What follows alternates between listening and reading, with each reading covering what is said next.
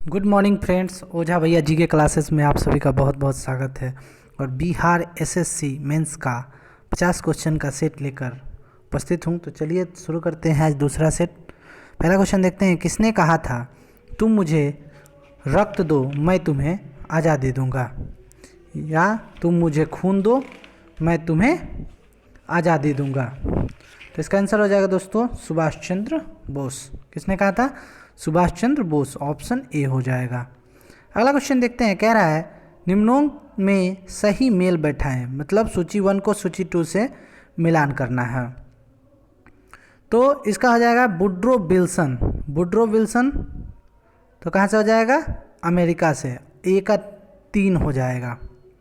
दूसरा कह रहा है लेनिन, तो लेनिन हो जाएगा रूस से। ठीक है, तो इस तरह से आंसर बी हो जाएगा। कैसर विलियम्स जर्मनी और लॉर्ड जॉर्ज इंग्लैंड से। ठीक है, अगला क्वेश्चन देखते हैं दोस्तों। 3 नंबर कह रहा है भारत के राज्यों का प्रमुख राजस्व स्रोत क्या है? तो राज्यों का राजस्व स्रोत भू राजस्व है। क्या है? भू राजस्व। ऑप्शन डी हो जाएगा। राज्य अपहरण नीति का प्रवर्तक कौन था? राज्य अपहरण नीति का प्रवर्तक कौन था? तो लॉर्ड डलहौजी। कौन था? लॉर्ड डलहौजी। हड़प्पा की सभ्यता किस युग की मानी जाती है? तो कोई साक्ष्य लिखित नहीं है, इसलिए इसको भावचित्रात्मक कहा जाता है और कांस्य युग से संबंधित है। किससे? कांस्य युग। ऑप्शन ए हो जाएगा। 6 नंबर क्वेश्चन देखते हैं। प्राचीन भारत में निम्नोक्त में से कौन सा विद्या अध्ययन का केंद्र नहीं था? तो विद्या अध्ययन का केंद्र इसमें से कौन सा नहीं था? तो नालंदा था, तक्षशिला था और विक्रमशिला था। कौशाम्बी नहीं था, यानी ऑप्शन डी हो जाएगा। 7 नंबर क्वेश्चन कह रहा है किसके शासन काल में सबसे अधिक मंगोल आक्रमण हुए थे? तो सबसे अधिक मंगोल आक्रमण जो हुए थे वो अलाउद्दीन खिलजी अलाउद्दीन खिलजी के शासनकाल में हुए थे, यानी ऑप्शन बी हो जाएगा। अगला क्वेश्चन देखते हैं दोस्तों। 8 नंबर कह रहा है पांड्य राज्य की राजधानी कहाँ थी? पांड्य राज की राजधानी कहाँ थी? तो पांड्य राज की राजधानी मदुरई में थी। मदुरई।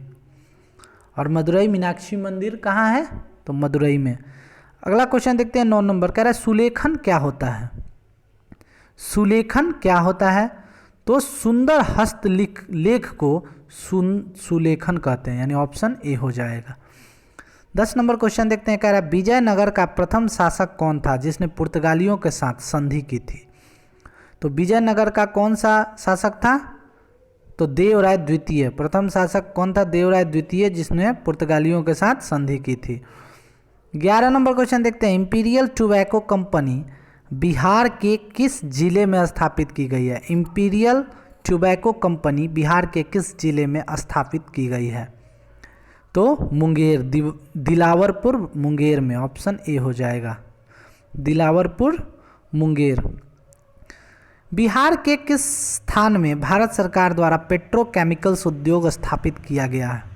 तो पेट्रोकेमिकल उद्योग बरौनी में। कहाँ? बरौनी। ऑप्शन बी हो जाएगा।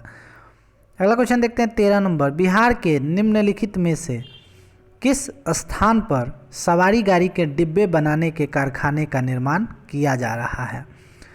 तो बिहार के किस जिले में? तो नालंदा के हरनौत में। ऑप्शन सी हो जाएगा। नालंदा के हरनौत में। 14 नंबर क्वेश्चन देखते हैं। अधिकतर चीनी मिलें किस क्षेत्र में स्थापित हैं? अधिकतर चीनी मिल तो गंगा के उत्तरी मैदान में। ऑप्शन ए हो जाएगा। गंगा के उत्तरी मैदान में। 15 नंबर क्वेश्चन देखते हैं दोस्तों। कह रहे हैं निम्नलिखित में से कौन सा औद्योगिक उपक्रम पटना में नहीं है? तो कौन सा उपक्रम पटना में नहीं है? तो Bihar state super phosphate factory limited, ये बिहार पटना में नहीं है। बाकी Bihar state small leather development corporation limited, Bihar state text book publishing corporation limited और स्टेट डेयरी कॉरपोरेशन लिमिटेड, ये सभी पटना में स्थित है। चरक किसके राज चिकित्सक थे? तो चरक कनिष्क के दरबार में। ठीक है, कनिष्क के राज चिकित्सक थे। ऑप्शन डी हो जाएगा। अगला क्वेश्चन देखते हैं। कह रहा है कि निम्नलिखित कांग्रेसी नेताओं में से किसको महान वृद्ध पुरुष कहा जाता है? तो दादा भाई नौरोजी को वयोवृद्ध पुरुष। अगला क्वेश्चन देखते हैं 18 नंबर। भारतीय संविधान की प्रारूप समिति के अध्यक्ष कौन थे? तो प्रारूप समिति के अध्यक्ष कौन थे? Doctor Bhimrao Ambedkar. Option A हो जाएगा, डॉक्टर भीमराव अंबेडकर। अगला क्वेश्चन देखते हैं दोस्तों, 19 नंबर कह रहा है प्रारंभिक आर्यों के बारे में निम्नोक्त कथनों में से कौन सा सही नहीं है? तो वे कई झुंडों में भारतवर्ष पहुंचे, ये सही नहीं है, यानी ऑप्शन सी हो जाएगा। बाकी वे संस्कृत बोलते थे, वे घुड़सवारी किया करते थे और वे मुख्यतः नगरों में निवास करते थे, ये बिल्कुल सही है। अगला क्वेश्चन देखते हैं 20 नंबर कह रहा है सांची क्यों विख्यात है? तो सांची का स्तूप बहुत ही फेमस है क्वेश्चन है, तो सबसे बड़ा बौद्ध स्तूप जो है वो सांची में ही स्थित है, यानी ऑप्शन बी हो जाएगा। अगला क्वेश्चन देखते हैं दोस्तों 21 नंबर, किस क्षेत्र में विशिष्ट योगदान के लिए ज्ञानपीठ पुरस्कार प्रदान किया जाता है? तो ज्ञानपीठ पुरस्कार साहित्य के क्षेत्र में प्रदान किया जाता है, यानी आंसर क्या हो जाएगा? सी, साहित्य। अगला क्वेश्चन देखते हैं 22 नंबर कह रहा है कौन सी चट्टानें शैल प्राणियों के खोल यानी कवच और अस्थि कंकाल से बनती हैं? कौन सी चट्टानें प्राणियों के खोल और अस्थि कंकाल से बनती हैं? तो चूना प्रस्तर यानी चूना पत्थर, लाइमस्टोन। ठीक है, ऑप्शन बी हो जाएगा, लाइमस्टोन। 23 नंबर क्वेश्चन कह रहा है निम्नलिखित जोड़ियों में से कौन मेल नहीं खाता है? मतलब कौन सा गलत सुमेलित है? तो मेट्टूर बांध कावेरी नदी, यही गलत है। बाकी भाखड़ा नांगल सतलज, हीराकुंड महानदी और टेहरी यमुना नदी बिल्कुल सही है। अगला क्वेश्चन देखते हैं 24 नंबर, अपन्नति एंटीक्लाइन तथा अभिन्नति सिनक्लाइन साधारणतः कहाँ पाए जाते हैं? तो भ्रंशित क्षेत्रों में ये पाए जाते हैं, अपनति और अभिनति, ऑप्शन बी हो जाएगा। अगला क्वेश्चन देखते हैं अरब सागर के द्वीपों में से किस भाग को मिनिकॉय द्वीपों के नाम से भी जाना जाता है? तो मिनिकॉय द्वीप, तो दक्षिणी क्षेत्र के जो भाग हैं उसको मिनिकॉय द्वीपों के नाम से भी जाना जाता है। अगला क्वेश्चन देखते हैं दोस्तों 26 नंबर कह रहा है वायुमंडल की उस परत का नाम बताएं जिसमें मौसम की सभी परिघटनाएं होती हैं। तो मौसम से संबंधित जितनी भी घटनाएं होती हैं जैसे मेघ गर्जन, बारिश, ये सभी क्षोभ मंडल के अंतर्गत आते हैं, यानी आंधी तूफान जो भी है सभी क्षोभ मंडल में, यानी ऑप्शन ए हो जाएगा। अगला क्वेश्चन कह रहा है कौन सी मिट्टियों में सैकड़ों वर्षों से कृषि कार्य बिना अधिक खाद दिए हुए चलता रहा है? ठीक है, तो आंसर हो जाएगा दोस्तों काली और कछारी जलोढ़ मिट्टियाँ। ठीक है, काली और कछारी मिट्टी, यानी ऑप्शन सी हो जाएगा। अगला क्वेश्चन देखते हैं 28 नंबर कह रहा है भारत में उष्णकटिबंधीय सदाबहार वन कहाँ पाए जाते हैं? भारत में उष्णकटिबंधीय सदाबहार वन कहाँ पाए जाते हैं? तो इसका आंसर हो जाएगा दोस्तों मध्य प्रदेश में। कहाँ? मध्य प्रदेश में, ऑप्शन सी हो जाएगा। अगला क्वेश्चन देखते हैं राष्ट्रीय समुद्र विज्ञान संस्थान कहाँ स्थित है? तो राष्ट्रीय समुद्र विज्ञान संस्थान गोवा में स्थित है। कहाँ है? गोवा में, ऑप्शन डी हो जाएगा। अगला क्वेश्चन देखते हैं 30 नंबर कह रहा है निम्नोक्त नदियों में से कौन सी रिफ्ट घाटी में होकर बहती है?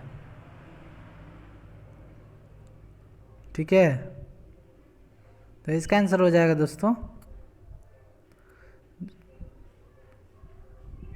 ताप्ती। अगला क्वेश्चन देखते हैं कह रहा है कि निम्नोक्त जोड़ों में से किसका मेल ठीक से नहीं बैठा है? किसका जोड़ जो मेल है वो ठीक से नहीं बैठा है? तो इसका आंसर हो जाएगा दोस्तों कोयला। ये झारखंड रहता तो आंसर हो जाता। हीरा मध्य प्रदेश, बॉक्साइट बिहार और खनिज तेल असम, ये बिल्कुल सही है। 32 नंबर क्वेश्चन देखते हैं नारियल जट्टा उद्योग कहाँ केंद्रित है? नारियल जट्टा उद्योग कहाँ? तो नारियल केरल में बहुत ज़्यादा होता है, तो केरल हो जाएगा आंसर इसका। अगला कह रहा है भारत का सबसे बड़ा बंदरगाह कौन सा है जो कुल यातायात के 5वें भाग को संभालता है? मतलब जितना यातायात होता है उसके 1/5 यानी 20% को वो अकेले संभालता है। तो मुंबई, कौन सा हो जाएगा? मुंबई, ऑप्शन सी हो जाएगा। अगला क्वेश्चन देखते हैं 34 नंबर थिम्फू कहाँ की राजधानी है? थिम्फू कहाँ की राजधानी है? तो भूटान। नेपाल का काठमांडू।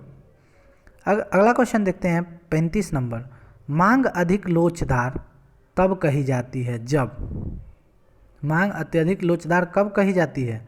जब कीमत की मामूली परिवर्तन से मांग में विशाल परिवर्तन आ जाए, यानी कीमत थोड़ा सा परिवर्तित हो और मांग उसका बहुत ज़्यादा परिवर्तन उसमें आ जाए, तो यानी ऑप्शन ए हो जाएगा। अगला क्वेश्चन देखते हैं दोस्तों 36 नंबर। जनसंख्या के घनत्व का सूचक कौन सा होता है? जनसंख्या घनत्व का सूचक, जनसंख्या और भूमि का अनुपात जो होता है वो जनसंख्या घनत्व के सूचक के रूप में आता है। अगला क्वेश्चन देखते हैं 37 नंबर। कह रहा है किस आर्थिक प्रणाली में उत्कृष्ट अवस्था से अभिप्राय है? किसी आर्थिक प्रणाली में उत्कृष्ट अवस्था से अभिप्राय है, तो क्या हो जाएगा दोस्तों? स्थिर विकास का प्रारंभ। ऑप्शन डी हो जाएगा, स्थिर विकास का प्रारंभ। अगला क्वेश्चन कह रहा है कीमत स्तर में वृद्धि के प्रभाव से वास्तविक मजदूरी क्या होती है? तो वास्तविक मजदूरी घट जाती है। कीमत स्तर में अगर वृद्धि होगा तो उसके प्रभाव से वास्तविक मजदूरी जो है वो घट जाती है। अगला क्वेश्चन है 39। निम्नलिखित में से कौन सा संपत्ति का लक्षण है? संपत्ति का लक्षण है, तो इसका आंसर हो जाएगा दोस्तों दुर्लभता, विनिमय, मूल्य और उपयोगिता। उपरोक्त सभी हो जाएगा, यानी ऑप्शन डी हो जाएगा। 40 नंबर क्वेश्चन कह रहा है किस पंचवर्षीय योजना में भारत के विकास का प्राथमिक दायित्व सरकारी क्षेत्र को स्थानांतरित कर दिया गया है?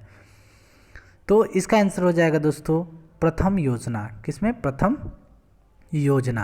अगला क्वेश्चन कह रहा है 41 कह रहा है कि संसद के दोनों सदनों के समक्ष वार्षिक वित्तीय विवरण किस अनुच्छेद के अंतर्गत प्रस्तुत किया जाता है?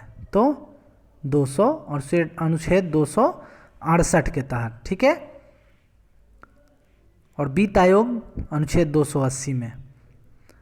अगला क्वेश्चन है 42 नंबर। कह रहा है भारत के किस उद्योग में अधिकतम कर्मचारियों को रोजगार मिला हुआ है? भारत के किस उद्योग में अधिकतम कर्मचारियों को व्यापार रोजगार मिला हुआ है? तो इसका आंसर हो जाएगा दोस्तों कपड़ा उद्योग में। किसमें? कपड़ा उद्योग। ऑप्शन सी हो जाएगा। अगला क्वेश्चन देखते हैं जिस ग्रामीण रोजगार कार्यक्रम द्वारा प्रत्येक परिवार के कम से कम एक व्यक्ति को रोजगार देने का लक्ष्य है वह कौन सा है? तो जवाहर रोजगार योजना। ऑप्शन बी, जवाहर रोजगार योजना के तहत प्रत्येक परिवार से कम एक व्यक्ति को रोजगार देने का लक्ष्य रखा गया है। अगला क्वेश्चन देखते हैं 44 नंबर। अमर्त्य सेन को नोबेल पुरस्कार किस क्षेत्र में मिला था? तो अमर्त्य सेन को अर्थशास्त्र में उत्कृष्ट कार्य के लिए नोबेल पुरस्कार दिया गया था, तो इसका आंसर हो जाएगा ऑप्शन सी, अर्थशास्त्र। अगला क्वेश्चन देखते हैं दोस्तों 45 नंबर। कह रहा है G15 से क्या अभिप्राय है? G15 से क्या अभिप्राय है?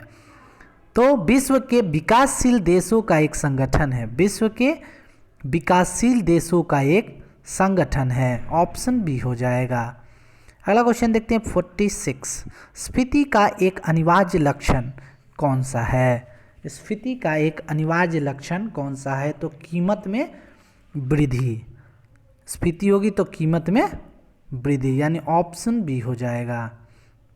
अगला क्वेश्चन देखते हैं 47 नंबर। कह रहा है समाकलित ग्रामीण विकास कार्यक्रम, समाकलित ग्रामीण विकास कार्यक्रम है तो क्या है? एक साक्षरता कार्यक्रम। एक साक्षरता कार्यक्रम। ऑप्शन बी हो जाएगा आंसर। अगला क्वेश्चन देखते हैं 48। जन्म दर द्वारा एक वर्ष के दौरान नए जन्म लेने वालों की संख्या कितने व्यक्तियों पर नापी जाती है? कितने व्यक्तियों पर नापी जाती है? तो इसका आंसर हो जाएगा दोस्तों 1000 की जनसंख्या पर, प्रति 1000 की जनसंख्या पर। ऑप्शन बी हो जाएगा। 49 नंबर क्वेश्चन। सर्वोच्च संप्रभुता किसका अनिवार्य लक्षण है? सर्वोच्च संप्रभुता किसका अनिवार्य लक्षण है? तो इसका आंसर हो जाएगा दोस्तों राज्य का। ऑप्शन ए, राज्य का। अगला क्वेश्चन देखते हैं 50 नंबर। किसी राज्य की विधानसभा के अधिकतम सदस्य कितने हो सकते हैं? तो ये आज का आखिरी क्वेश्चन है दोस्तों। किसी राज्य की विधानसभा के अधिकतम सदस्य कितने हो सकते हैं? तो 500। 500। तो दोस्तों ये था 50 क्वेश्चन का सेट अच्छा लगा तो लाइक एंड सब्सक्राइब ज़रूर करें। अगला सेट लेकर मैं फिर